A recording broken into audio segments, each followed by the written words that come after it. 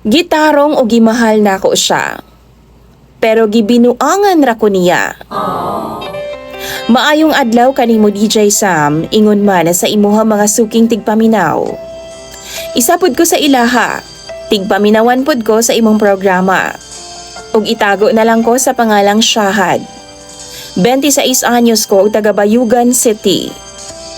Sugdan ako ang akong istorya DJ Sam dihang nagtrabaho pa ko sa Maynila.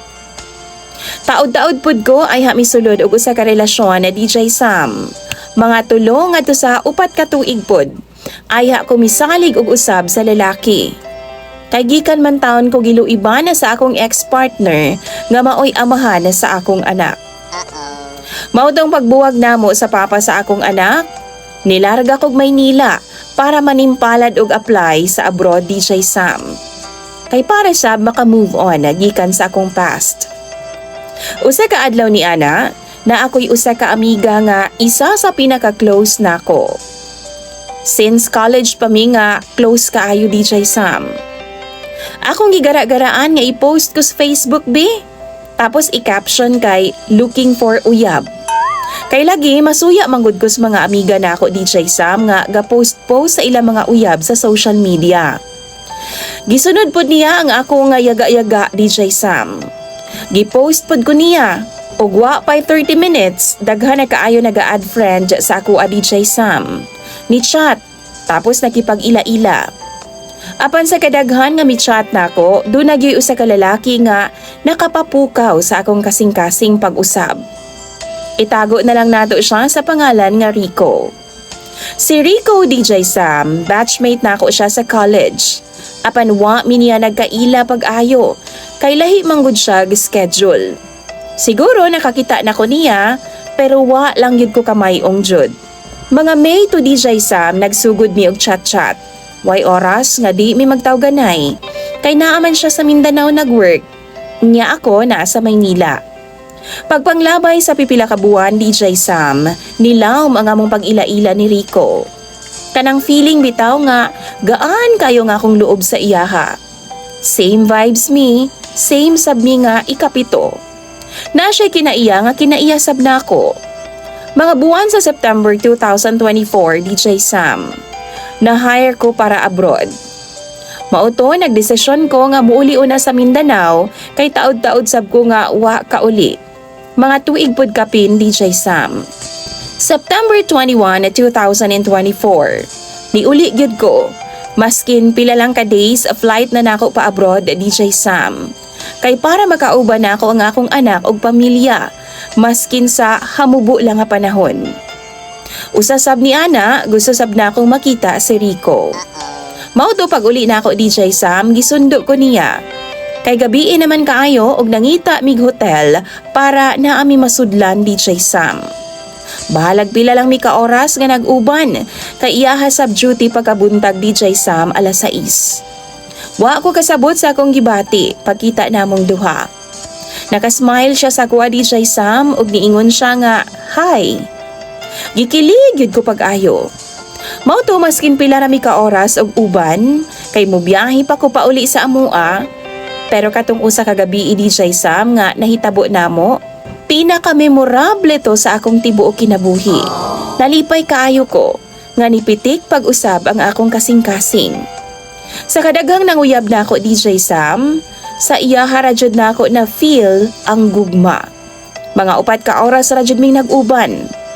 Last na mong uban kay sa boss DJ Sam. Paglabay sa 2 ka adlaw, nibalik na kog Maynila kay flight naman ako pagkaugma.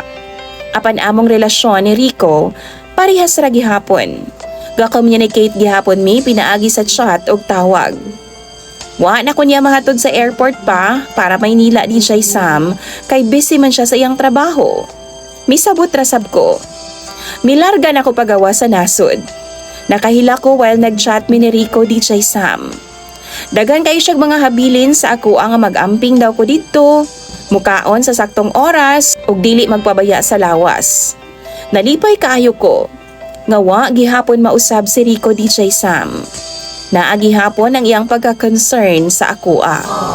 Apan paglabay sa usa ka semana DJ Sam na usab na siya. October 3, 2024, mi-chat siya nako, sweet kaayo siya. Caring kaayo siya. Apan sawa nako damha. Mauna di ay to iyahang way para magsugod na siya nga i-ghost ko. Birthday nako DJ Sam, wa siya mi-greet nako. Ako mga chat niya, dili ipang scene. Akong tawag niya, dili niya tubagon kay daw busy siya. Nausab na siya. Wa ko kay baw kung unsay nabuhat na akong sala sa iyaha. Kung anong pati sa pag-chat, pag-update, dili na niya mabuhat. Nga di man unta siya ingon ana sa sugod pa lang mi. Mga duha ngadto sa tulo ka buwan DJ Sam nga wa mi kontakay. Gi-block na ako siya sa tanan. Sa Facebook, sa TikTok, tanan-tanan, gi-block na ako siya. Grabe ang akong kahiubo sa iyaha DJ Sam. Nagagamit kog dummy account para makastalk sa iyaha. O kay baw ko nga naa siya gipanguyaban. Kauban niya sa trabaho kay ang babay naga-comment man sa iyahang shared post. Usahay makita na ako nga itag siya sa iyang kauban. Mangaon sila. Kauban sabtong bayhana DJ Sam na iyahang gipanguyaban o siguro uyab na gyud sila. Sakit kaayo DJ Sam. Maghilak gyud ko kada gabi. Makapangutana ko nganong nabuhat niya ang pagpang-ghost sa akoa. Nga wa man unta ko'y sala. Liwas New Year DJ Sam. Gi-unblock na ko siya.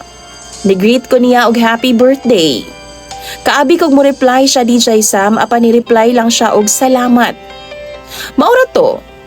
Wa man lang sab siya nag-sorry or wa man lang siya nangumusta nako. Grabe na sab na akong hilaka DJ Sam.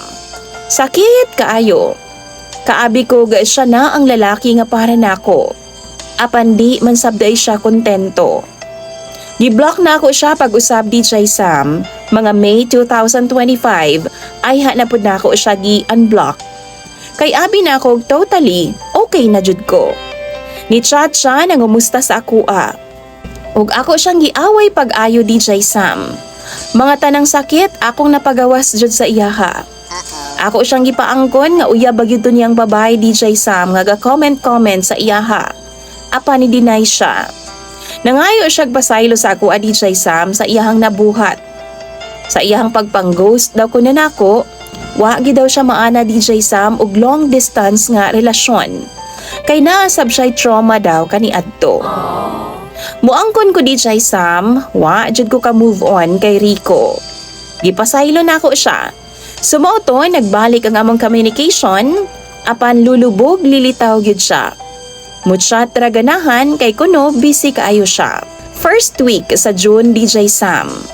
Naanasab ko'y instinct nga naasab siya'y ka-chat-chat nga babay. Sige kog chat niya, di gyud siya halos mo reply. Naabta na sab og pila ka adlaw ay ha siya mo reply. Usa ka adlaw ana, mga adlaw tong Domingo DJ Sam, day off to niya. Nag-change profile siya. Ug ang babae nga akong ginahinalaan nga mao iyahang uyab-uyab. Nag-post sab. Pareha sila og background sa picture DJ Sam. Ang babae nag-react sa picture ni Rico. Grabe na akong chat ni Rico. Apan wa gyud siya mi-reply DJ Sam. Kay nag-uban di ay sila sa babae. Maskin pag scene wala jud.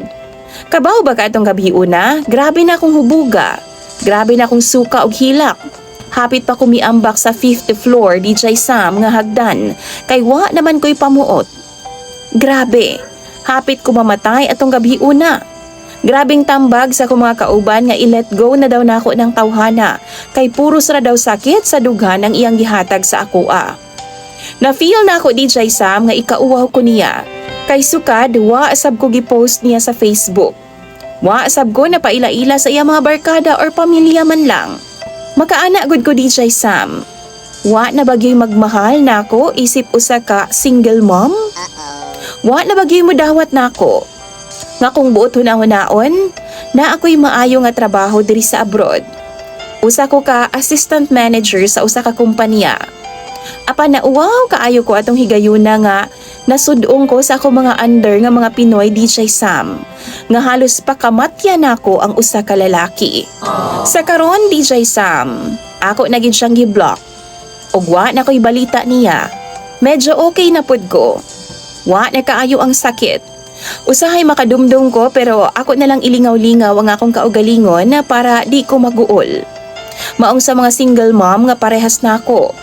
Dili sayop ang mahigugma og musalig og usab. Apan ayaw lang ninyo ihurot ang inyong gugma sa usa ka lalaki. Nga abi ninyo nga maunag yod ang inyong mga future.